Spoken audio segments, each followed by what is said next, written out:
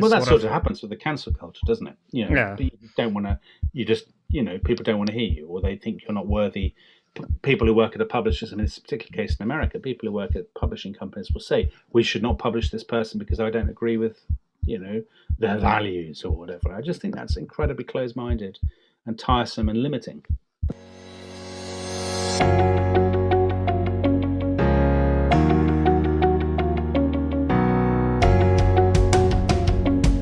Hello, my name is Donald, and welcome to WorldView. WorldView is a podcast where we explore everyone's perspectives on all things that can broaden our worldview. If you've liked our content so far and enjoyed it, please consider liking this video, subscribing, and helping former President Zuma pay his legal fees. Today we're talking with Dominic Sandbrook. Dominic is a British historian, columnist, author, and television presenter. He is about to release a new series of history books for children, Adventures in Time, in July. Dominic, welcome to the show. Thank you for having me. It's a great pleasure to be on. So Dominic, I've seen many of your books. I've read as much as I possibly could. And one point of history that I want to focus on, a pivotal moment, is the Suez Crisis. Okay. Why is the Suez Crisis often seen as the end of British dominance? Okay, so that's a great question, and a great question to kick off with. And so for people who don't know, the Suez Crisis is this moment when Egypt, which had basically been a kind of British-run protectorate for much of the 20th century, had become independent. And its nationalist leader, Colonel Nasser, decided that he wanted to nationalize what was the core Egyptian asset, strategic asset, which was the Suez Canal. Now, this is the mid-50s, so the Second World War was very, fresh in people's minds. And the Suez Canal had been seen as vital to Britain's interests in the world wars, and indeed since the 19th century, because it's this artery that links the Mediterranean with the Red Sea, and you can go to India. So it's this sort of crucial sort of world avenue, if you like. And for Britain in the 50s, the idea that the Egyptians would seize control of the canal, which was something that the British and French had basically built in the 19th century or paid for, it was a kind of affront to to Britain's sense of its own imperial greatness, and the same with France.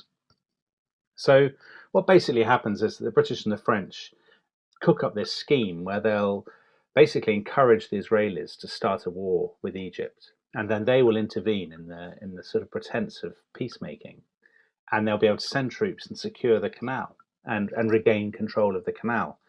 And actually, militarily, the operation went pretty well. So the Israelis did attack, the British and French did give an ultimatum, stop fighting, and then just as planned, they attacked Egypt, and they were basically well on their way to securing the canal. But effectively, the Americans told them to stop, and the Americans said they would put pressure on Britain's currency, the pound, which was already pretty beleaguered. And Britain was facing kind of, effectively kind of the threat of bankruptcy, I suppose. And that was because the Soviet Union intervened, if I'm mistaken. Right. The Soviet Union was the Soviet Union was basically going to end up sponsoring Egypt. And exactly at exactly this moment, by the way, the Soviet Union has just was invading Hungary. So it looks really bad for the West that at the time when the Soviet Union is behaving very badly, two of the three kind of core Western powers really are also behaving in the eyes of the world pretty badly. And the Americans basically say, no, you've got to pull the plug. And Britain and France, particularly Britain, because its currency was weak, really had no choice. So they did pull the plug, and the operation was off. And for a country that for more than 100 years had kind of behaved with impunity, had done what it wanted, the country that had been, as it were, the bully, to find that it couldn't act on its own without American say-so, I think for the elite in Britain was profoundly humiliating. And so I think, or even though most ordinary people in Britain backed the operation, and actually when it finished, they forgot all about it pretty quickly and couldn't give a damn about it. But I think for the kind of great and the good, for people who had, if you think about it, there's a whole generation of people in 50s Britain who had been raised to run the empire, who had seen themselves as kind of proconsuls of a new Roman world. And to find that they couldn't do this, and that actually they were a bit more impotent than they had imagined, I think was quite a shock for them. For 20 or 30 years, there was this sort of ingrained sense of humiliation And I think that's the moment um, that you can say the British Empire. That's the traditional moment that's been seen as the sort of death knell of the British Empire, and that's why it still kind of resonates in Britain today. Well, what is interesting to me is why is it never considered the Second World War? Because I think even during the Second World War, the British dominance began to decline, and Attlee was just another figure in these talks. I mean, it was basically Stalin and Roosevelt. Why Yeah. is it considered Suez Crisis and not the Second World War? Well, because we won the Second World War. So, Okay. The Second World War is perceived in Britain. I mean, the Second World War's position in the British imagination is colossal. The Second World War is the single sort of foundational moment of Britain's modern identity because it's seen as the Britain standing alone, heroic cause, great crusade, all this sort of stuff. Now, lots of historians have written about this and said, oh, it's so much more complicated than that. Britain was never truly alone, blah, blah, blah, blah, blah. But to the ordinary British man or woman, it is the war that sort of lies at the centre, I guess, of Britain's sense of itself. And the fact that, I mean, don't forget, the empire wasn't gone at the end of the Second World War. So, India's about to go, obviously, but there's still a lot of colonies. So I think Britain didn't feel, a lot of people in Britain sort of thought, as actually all the European empires did, they thought rather sort of self-deludingly at the end of the Second World War, well, maybe we can turn the clock back and, maybe we can reinvigorate our colonies. And they didn't think, oh, the game is up, they're all lost, as we now know they were. I don't know if you've watched The Crown, but there's I can't remember the season, but they portray Macmillan as a sort of a betrayer of, I believe it was Macmillan, a betrayer of the Prime Minister after Churchill. He supported the Suez Crisis. Exactly, Eden, yes. Yeah, Eden. Yeah. Was it true? Did Macmillan support Eden and then backtrack on that? Yes, first in, first out, I think people said of him. So yeah, he was all for it at first, and then he's the guy who says, "Oh no, we actually have to," because he's Chancellor of the Exchequer, so he's running the economy. So Macmillan's all for it. Oh yeah, great idea. Yeah, go for it. Let's teach the Egyptians a lesson I'll never forget. And then as soon as things get rough with the Americans, he's the first to say, "Oh, actually, I think we should call this off." And then he's very happy to basically stab Eden in the back and pick up the reins of power. When Eden's health, so Eden was a very sick man, and his health collapsed. I mean, his health is in bits throughout all this, and he's dependent on this sort of cocktail of drugs. And the Suez Crisis happens, and then I think they show a fair bit of this in The Crown. Eden's health. Sorry, what was his illness? Because I don't think they ever explained in The Crown. What was wrong with him?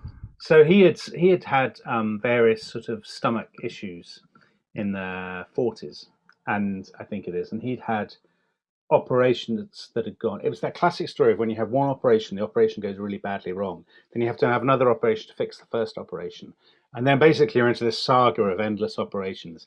And the story is that the doctors, by sort of operation number 127, the scar tissue on his abdomen was so great that basically it took them a week to cut through all the scar tissue because he'd had so many operations already.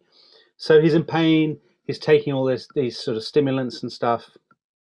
His health collapses at the end of the Suez Crisis, and he goes off with sort of uncanny coincidence. The place he goes to recuperate is Ian Fleming, the James Bond creator's estate, Goldeneye, in Jamaica. So off he goes to Goldeneye to recuperate, and basically while he's away, the Tories, who are part of the government, they are sort of whispering in the shadows and stuff, and then he comes back and he basically has to resign because his health has collapsed. And it's Macmillan, who was all for the Suez Crisis, all for the Suez operation until he was against it. He's the person who basically ends up as Prime Minister. So if we can move on a bit to Harold Wilson. What do you think of the man and his legacy? Yeah. So for those people watching who aren't incredibly familiar with Harold Wilson is the Labour Prime Minister who comes in 1964 and becomes sort of emblematic in Britain of the spirit of the 60s. So he's He's from Yorkshire in the north of England. He's a sort of self-made man to an extent. He's not from a particular rich or sort of upper class family.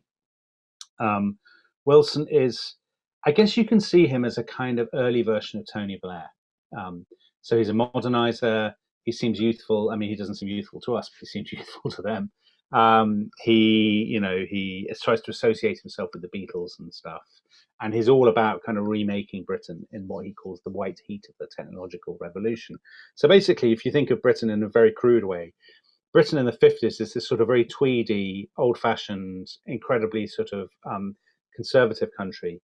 And Wilson in the 60s says, we're living in a new world, a modern world, and he wants to drag it kicking and screaming into this sort of shiny new era. And basically he doesn't. So I think that's the long and the short of it. Britain was by this point suffering from pretty serious economic problems. So if you take a very, very long-term kind of view, Britain had obviously had the Industrial Revolution. Britain had been the workshop of the world in the Victorian period, sort of churning out cogs that people used in every port in the world or whatever. And by the 60s, that was really running into, Britain's economic day had the sun had set, and we were losing a lot of market share, and companies were struggling compared with their German or Japanese counterparts. And Wilson, I think, found that was very hard to turn around. And there's also lots of conflict between the government and the unions in the 60s. So basically, Wilson's premiership that he had hoped would be this sort of great exercise in modernization ends up really being applying a series of sticking plasters, sort of crisis management, and sort of he tentatively trying to fix problems and then backing away from them because they're too difficult. And so, something that begins with very high hopes and this sort of sense of idealism, basically ends up being a sort of metaphor almost for sort of timidity and frankly failure. And that sounds very harsh because I actually really like Harold Wilson. I think he's a nice fellow. I often say, of all the recent prime ministers, he's the one you'd want as your neighbour. He's the one who would lend you, his hose. He's a sort of decent guy, but it didn't really work out for him in my view. Is it true that he only smoked a pipe to appeal to the average voter? That's a very good fact. Yes, you've done your research. Okay, so exactly right. So Wilson is very crafty with his image. He very carefully calibrates his image, so it's a mixture of kind of old and new. So on the one hand, he's wearing these sort of ludicrous shiny plastic raincoats, which are seen as sort of emblems of exciting modernity in the 1960s. And on the other hand, he smokes a pipe on TV, and you'll see him lighting up his little pipe in interviews, so that he looks kind of reassuring and old-fashioned that way, like an ordinary bloke who you'd see in the pub kind of thing, contemplating the woes of the world while having a pint and smoking his pipe. In reality, he smoked little cigars. So the pipe was a complete affectation. And it's a great example, actually, and wherever you are in the world, you'll recognize this, of the way that really successful politicians use props and they craft this sort of image. I mean, Boris Johnson, our current prime minister, is a classic example. Margaret Thatcher with her handbag, these kinds of things. And Wilson had this pipe, which was his sort of common man prop. He's an ordinary person. And then off stage, ditch the pipe and get out his cigars. So do you think Boris Johnson just does his hairdo just for the prop?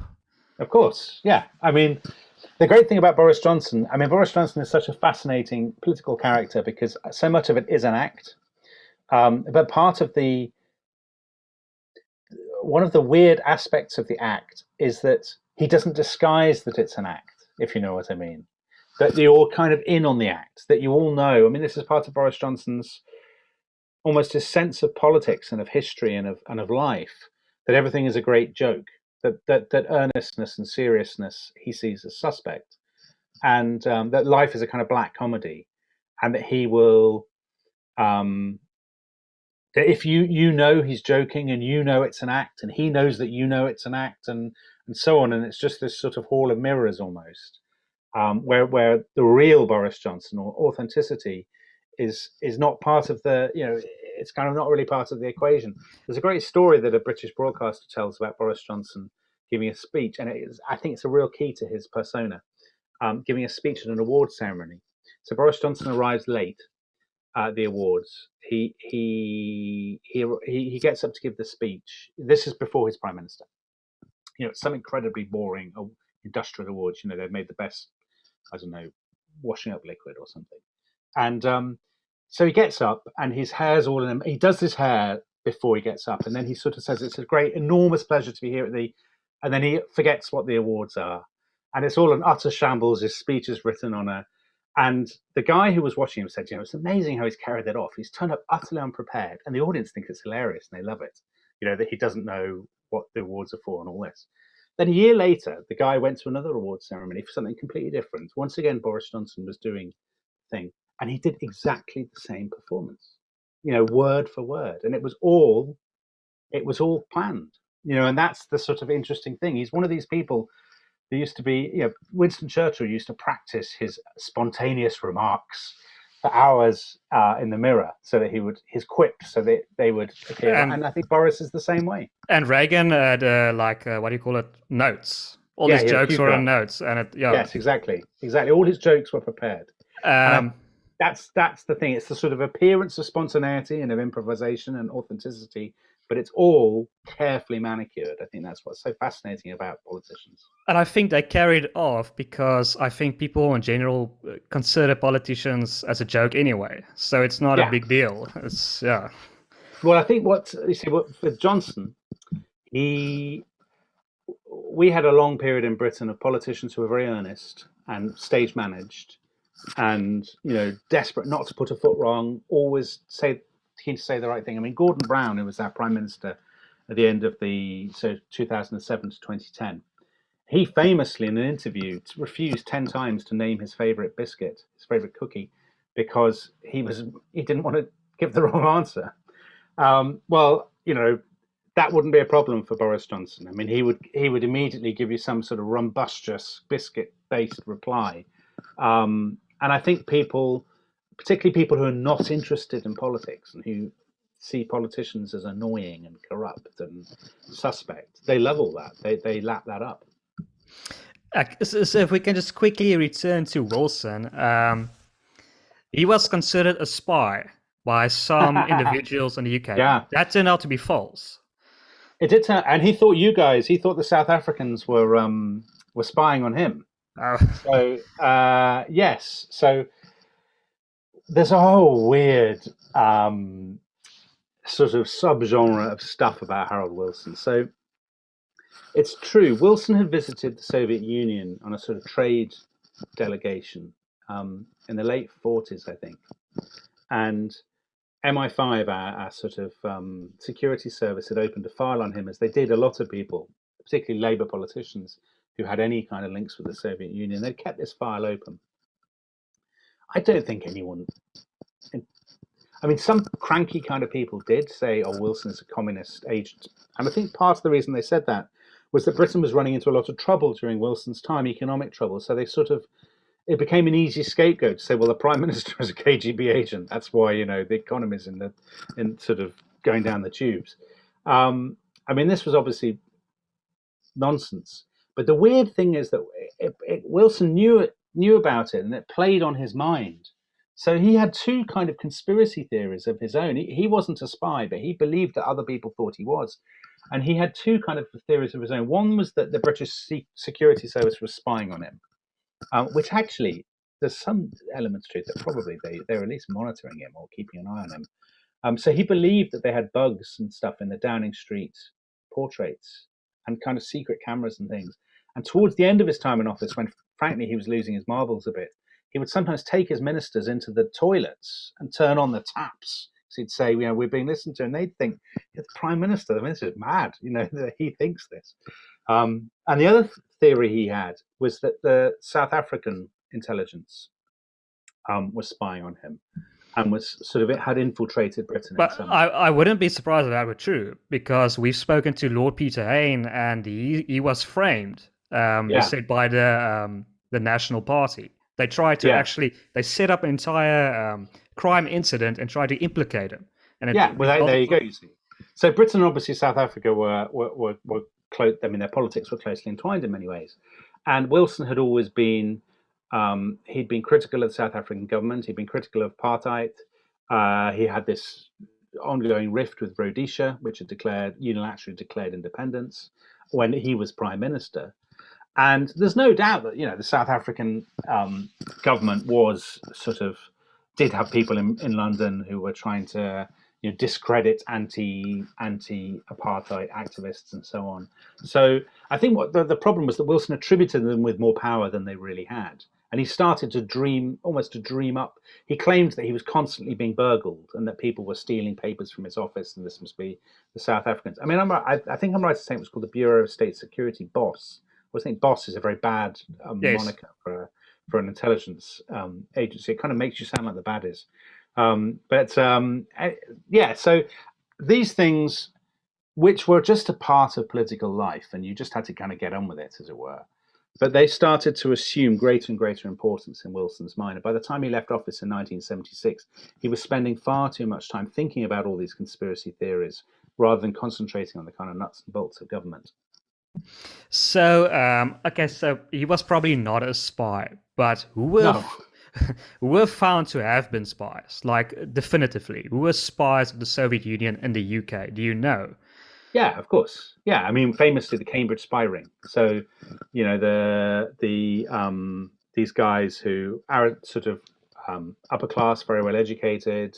Kim Philby is the most famous example. He was used as inspiration in some of John le Carre's spy novels.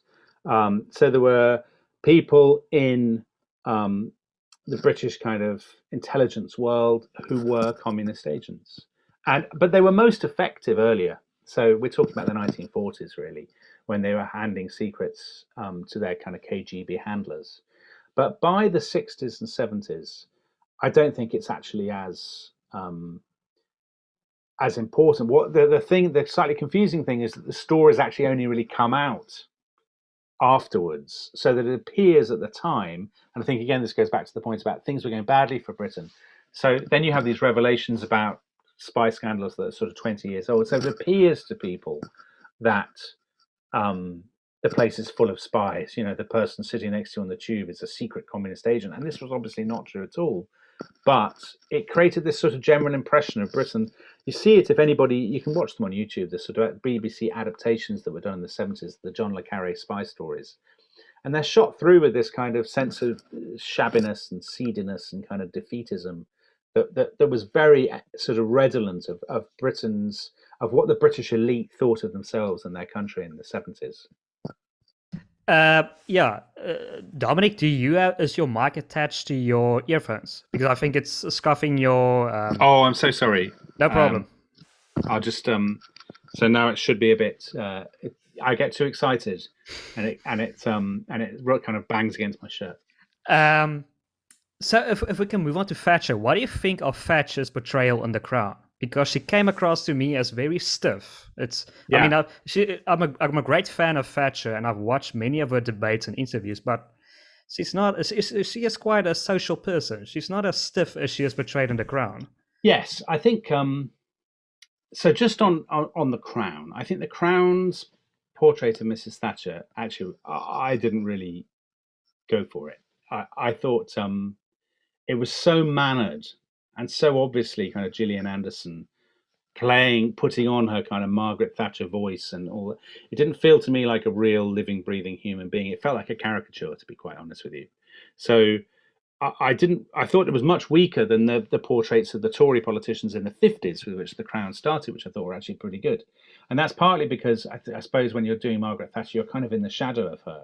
She's so familiar that you just end up doing an impersonation instead of playing a real person. Now, as for the stiffness, Mrs. Thatcher, she was more. She wasn't quite as stiff as she's portrayed in The Crown, but it is true that when she was with the Queen, she was terribly stiff. Mrs. Thatcher was very deferential to the Queen. And I think people say, that their meetings were unbelievably kind of chilly and awkward. Mrs. Thatcher's not somebody with immense.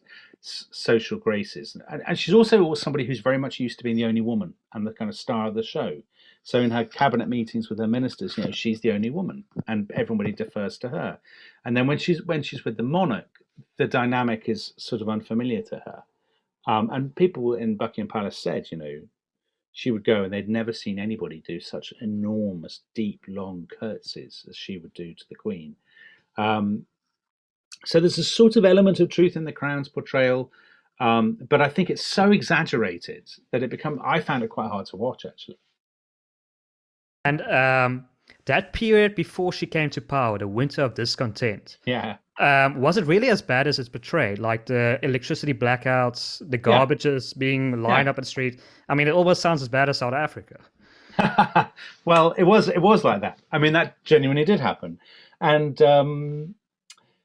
so in 1974, we'd had the 3-day week where, because of power cuts, sort of shops and offices had been told to use electricity only for 3 days out of the week, and so a lot of them had closed the other days or used candlelight or whatever.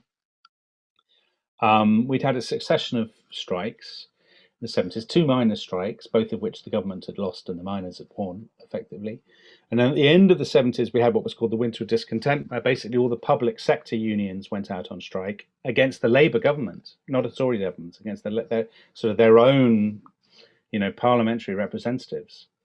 And yes, exactly as you've said, there were these images of kind of, as you say, the people's bins not being emptied, so the rubbish piling up in the streets of London, in the centre of London, Leicester Square. Notoriously in Britain, I mean, every British person who watches this will have heard this a billion times, the dead going unburied. So corpses are kind of in Liverpool are stored in refrigerated kind of warehouses because the gravediggers are on strike. Like the Black Plague. Right, exactly. Kids being sent home from school, cancer patients being sent home from hospitals, these kinds of things. Now, the people who were on strike were very low paid. And so they sort of felt that, their pay had been squeezed and that they had no alternative. That's their argument. But of course, with the public at large, this played incredibly badly. I mean, the weird thing is the thing that really typified it in the public mind, apart from the dead going unburied, which is just such a sort of, tabloid friendly story, was people's bins.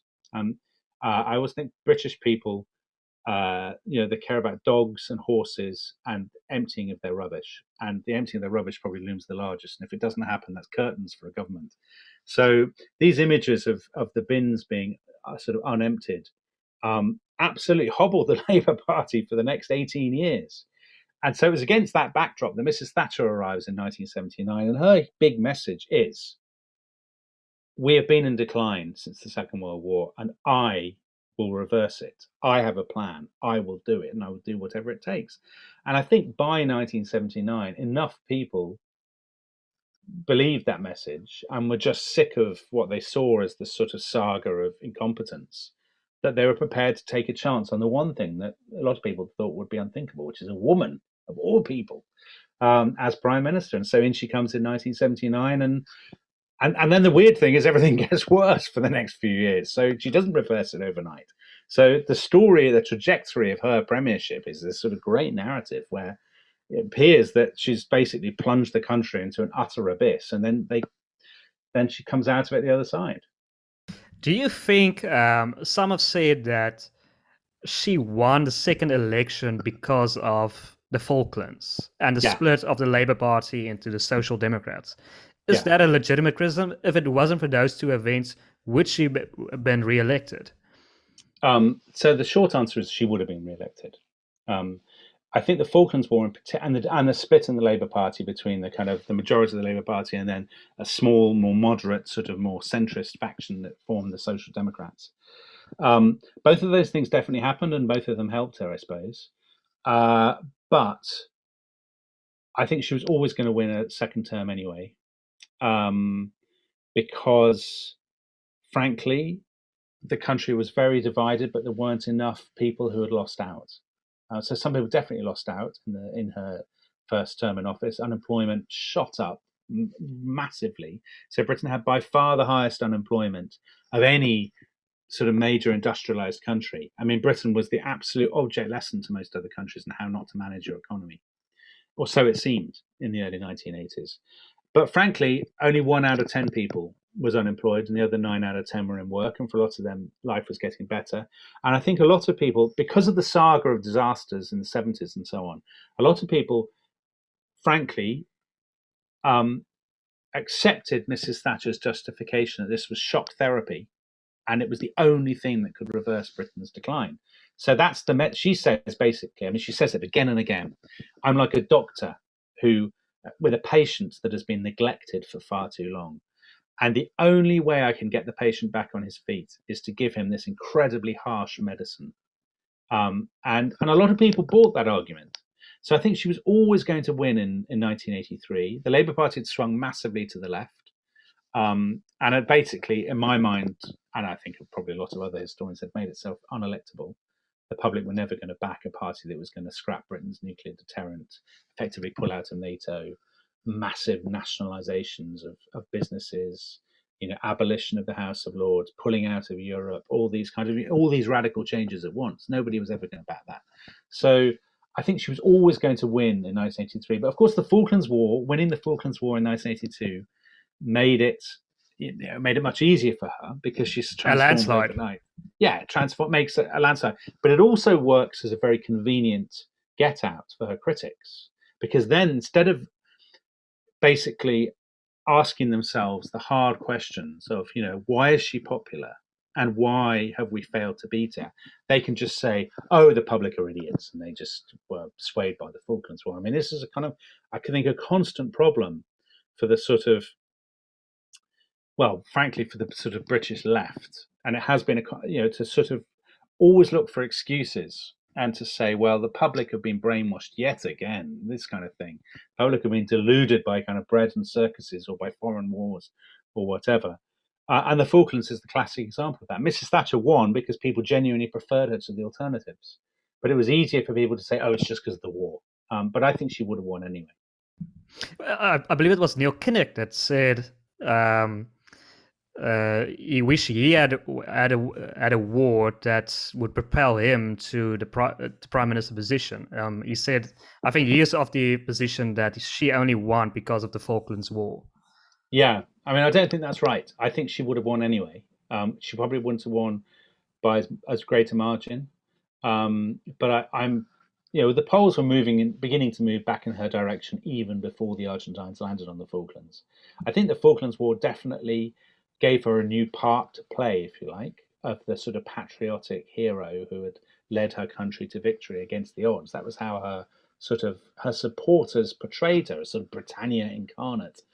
But if you actually look at the data, and at the sort of the polls and at the kind of people who voted and so on, and the other election results, I think it's very hard to make the case that she would have lost in 1983. And don't forget, she wins another election without a war in 1987.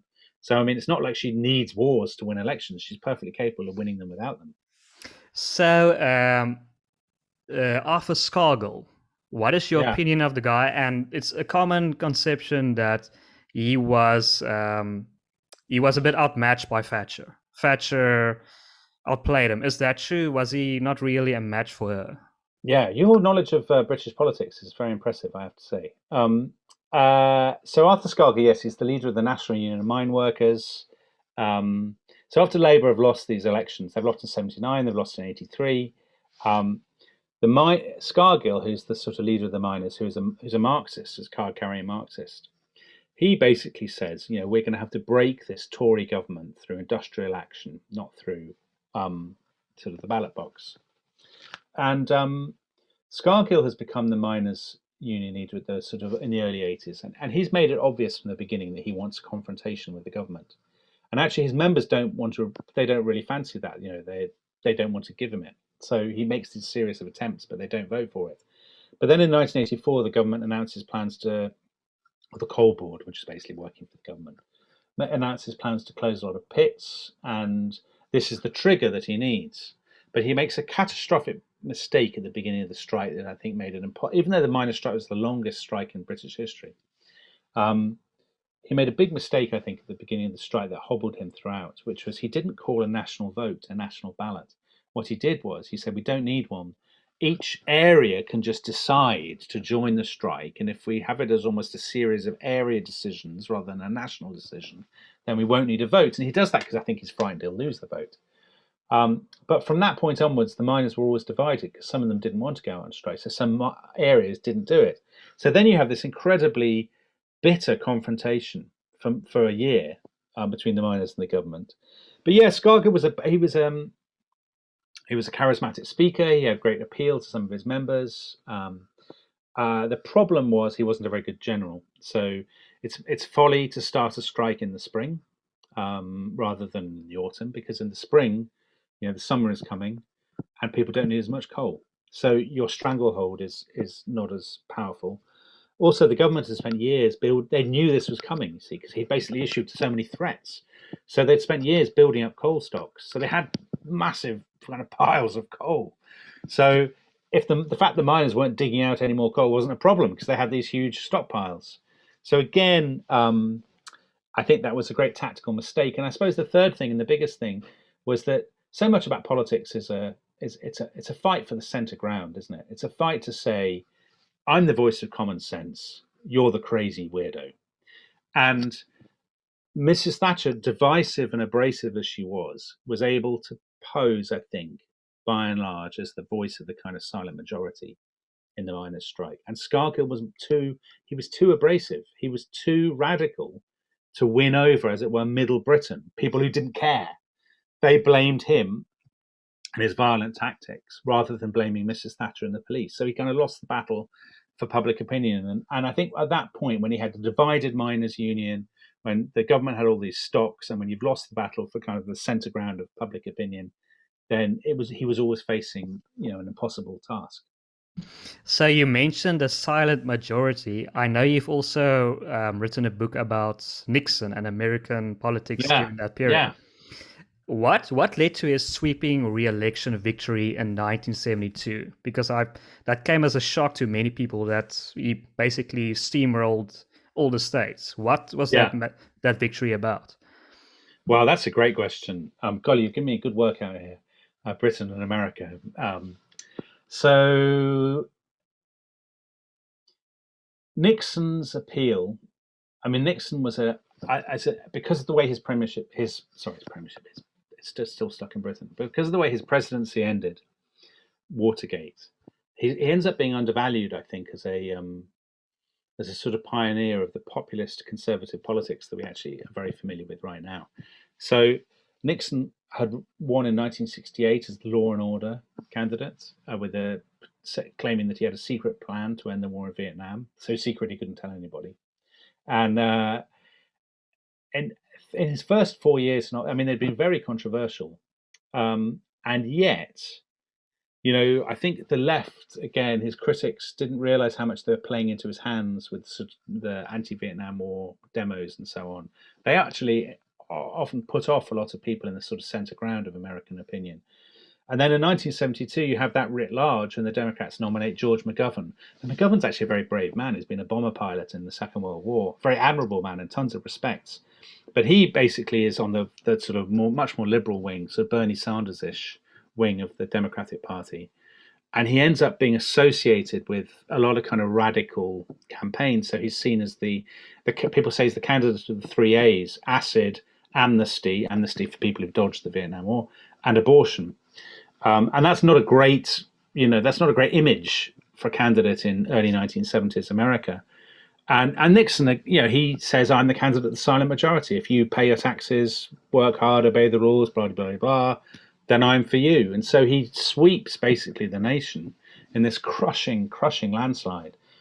And it's a good example of how a conservative politician, by sort of staking their flag on the center ground, wrapping themselves in sort of patriotism, but also saying, I share the values of ordinary working people, not these sort of overeducated, long-haired weirdos, how they can win. I mean, the great irony of this, as you all know, is that it's this election that is ultimately Nixon's downfall, because it's in this election that you have the Watergate break-in. I mean, he didn't need to do it. That's the crazy thing. He was going to sweep this massive landslide, and the last thing he needed to do was any dirty tricks.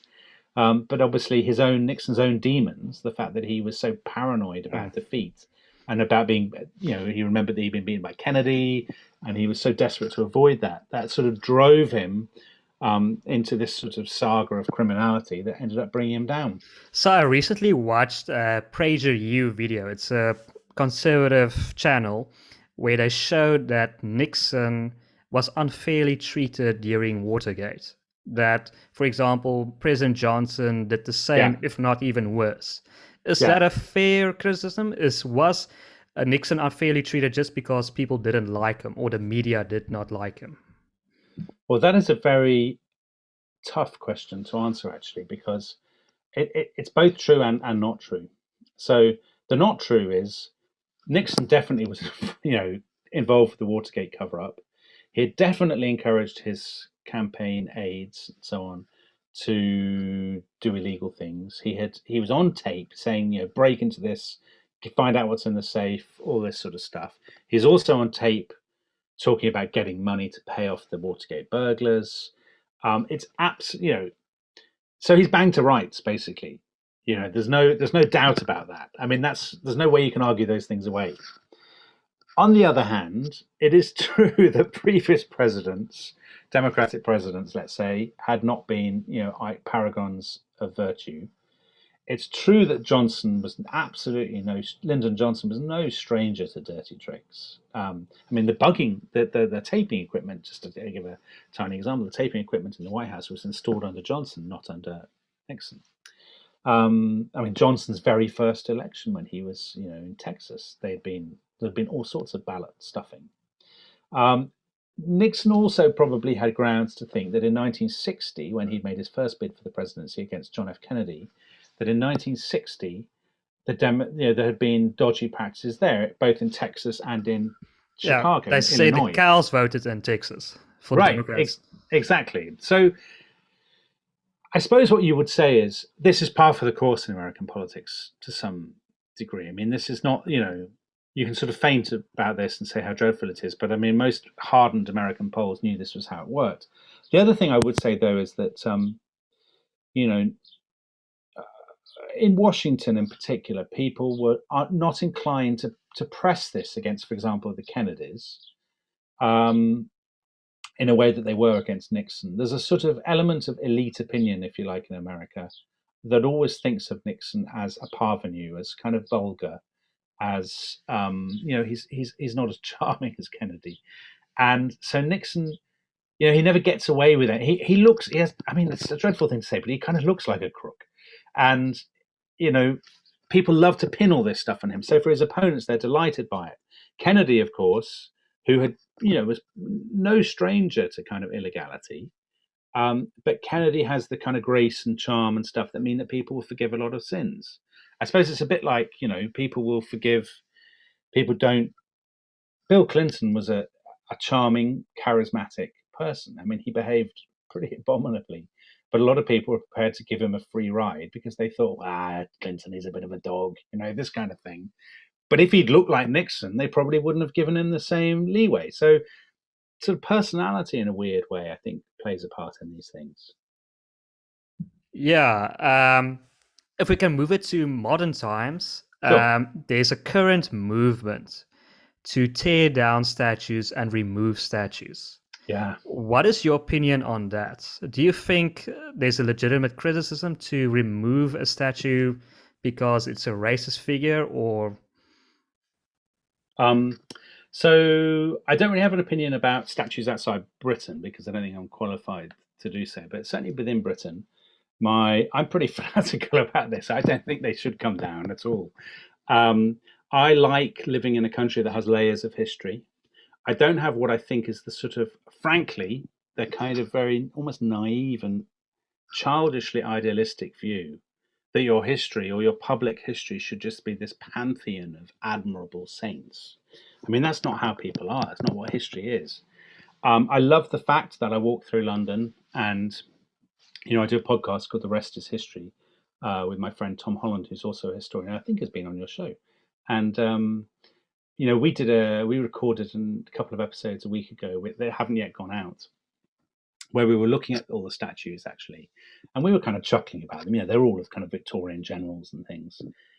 But I love the fact that you walk through the centre of London and there's these visible layers and reminders of history. I don't think people are being expected to bow down and worship, General Sir Charles Napier. I mean, most people don't even look at the statue. But if you want to look, you can see, okay, that's what our forebears thought was worth celebrating. It doesn't mean that we have to celebrate it. And this idea, let's reorder our world, our landscape around us, in keeping with the sort of political predilections, and the sort of, frankly, the slightly sanctimoniously held views of the present. I don't buy that at all. I think, frankly, I think we should, as a generation, have a bit more humility. Of course, we can create our own things to leave our own legacy for our successors, things that we felt were important. But I think I'll make myself feel terribly virtuous by detonating they're never going to detonate. They always say, we're going to take and put it in a museum where we contextualize it. What they mean by that is they'll put it in the museum where nobody will see it. I wouldn't take anything down, actually. I'm pretty extreme on this issue. If anything, I'd put more statues up. Yeah, I think there's a fundamental problem with attributing today's moral values to the past. I mean, people just lived differently in that time. I mean, right. Majority. Yeah. I mean, you can't compare moral values of today to 50 years ago. It's just a different society completely. The majority of people, most likely during that period, believed what that person said or what his values were. But but even if they didn't, I mean, that's not. It's not, to me. It's not relevant. The moral lens. I mean, I don't walk around my local town with kind of my moral goggles on, inspecting the buildings and the public art to see if they measure up to my standards or the standards of people in the past, or any kind of moral standards. I just think that's a weird way to walk around. I mean, the statue is there as a legacy of history. If I go to Rome, there's a bloody big building in the middle of Rome where people paid to go and see other people kill each other, and they fed Christians to lions or set people on fire and all this kind of thing. Now, you go to that building today, and there's people outside actually dressed up as the people who did it, as gladiators and as Roman soldiers and stuff. There's kids kind of posing with them. No sane person goes there and says, I mean, maybe they do, I don't know. But to my mind, no sane person goes there and says, oh, this is absolutely ghastly, we should take this down and replace it with a shrine to kindness or something. I mean, no one wants to see that. We want to see the gladiators, we want to see the Colosseum. I think just an attitude of, what's the word? Just calming down a bit. And, history, it's great to live in a landscape where we have so many reminders of the past, where you can walk through the kind of relics of a vanished world. And sure, you can take them down, but then something will be missing. And it won't be as good, and you'll have basically cauterized a bit of your past. And I think, who wants to do that? Yeah, I can't remember who the author was or the writer was, but there was someone in Germany that said, I believe in 1933, that if we burn the books, that's eventually going to end up that we burn people. And I mean, you can sort of attribute that to statues as well. If we remove statues, that can sort of end up with people being removed as well, who are not virtuous. Well, that sort of happens with the cancel culture, doesn't it? You don't want to, people don't want to hear you, or they think you're not worthy. People who work at a publisher, in this particular case in America, people who work at publishing companies will say, we should not publish this person because I don't agree with, their values or whatever. I just think that's incredibly close-minded and tiresome and limiting. So I've mentioned in the intro, you're going to release a new set of children books in July. Can you tell us a bit about that? What is the topics? And So the book's called Adventures in Time. They're published by Penguin, and they're written for kids. So previously, I'd written history books for adults. I don't want to say adult history because that kind of sounds a bit dodgy, but I was a specializer in adult material before, and now I decided to write stuff for kids. And I don't really think many practicing historians have done that before. And the reason is partly because my son was studying, being British, of course, by law. He has to study World War II and think about World War II all the time. And so he was doing World War II at school, and we took him to the Imperial War Museum, which is this fantastic museum in London of the World Wars. And at the end, I said, I'll get you a book in the shop. He was 8, or was about to turn 8 at the time. And there wasn't really a kind of book that was right.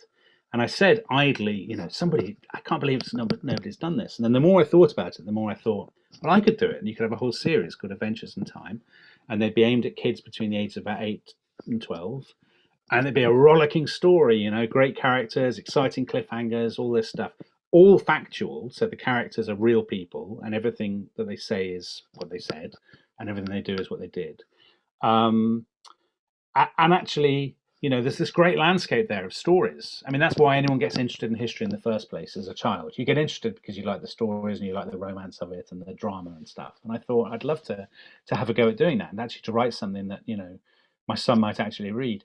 And so the first one was on World War II, and I did one on the 6 Wives of Henry VIII, which is always a very popular story in England. And I've done the First World War, that's coming out in the autumn, and Alexander the Great. And I've just started work on, there's going to be 4 more. So Cleopatra, the Vikings, the Conquest of the Americas, and Napoleon. And then hopefully, if the series continues, I can do other stuff. I can do India, Africa, the sky's the limit. I'm just trying to imagine, is it like, is there pictures associated with it, drawings, and with captions? So they're not like picture books. Oh, yeah. Just hold on 1 second.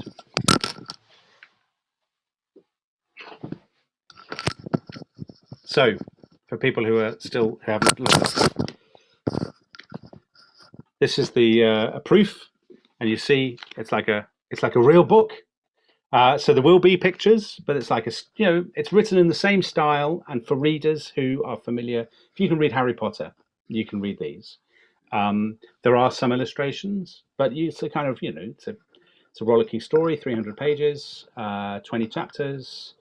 Second World War one starts off with Hitler as the first character, and then we have Churchill comes on stage. Oh, was he part of the Second World War?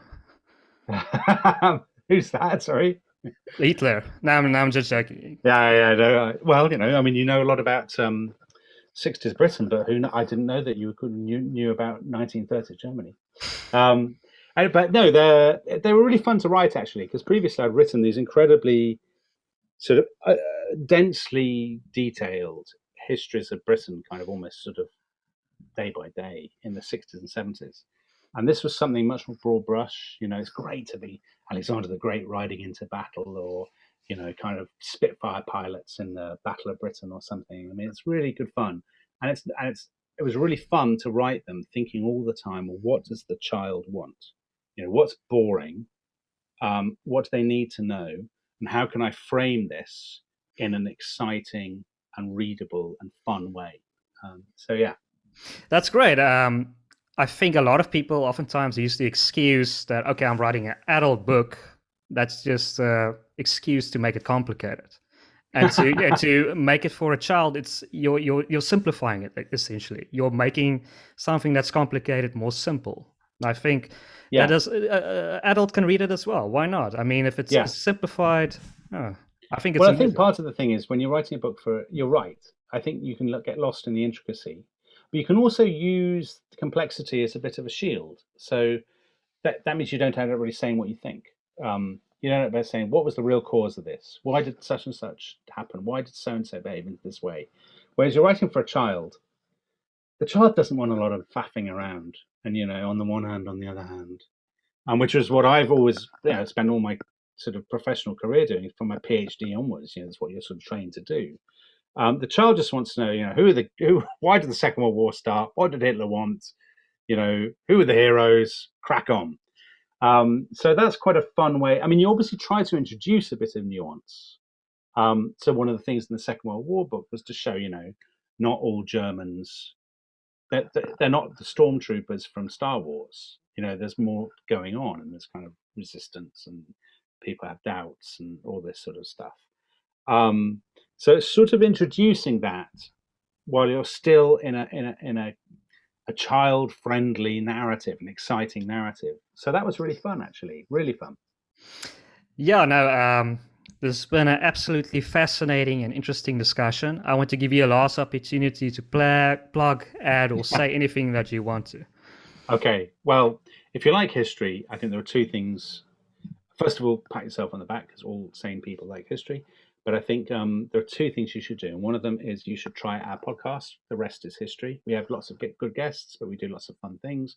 Talk about, really sort of chunky subjects like the origins of the First World War or the French Revolution. Or we had an episode on Mohammed recently, for which miraculously we didn't get cancelled or any complaints or anything. But we also do fun subjects too. We had an episode on the top 10 eunuchs in history. We had a World Cup of ancient gods that people voted for. So the rest is history, and it's twice a week. That's our podcast. And if you have children, or if you know children, or even if you think one day you might have or meet a child, I strongly recommend that you pre-order my books, Adventures in Time. Well, yeah, thank you very much, Dominic. If you've made it this far in the conversation, please consider liking this video, sharing it as widely as possible, and subscribing to our YouTube channel. This has been Donald, and this has been WorldView. Thank you.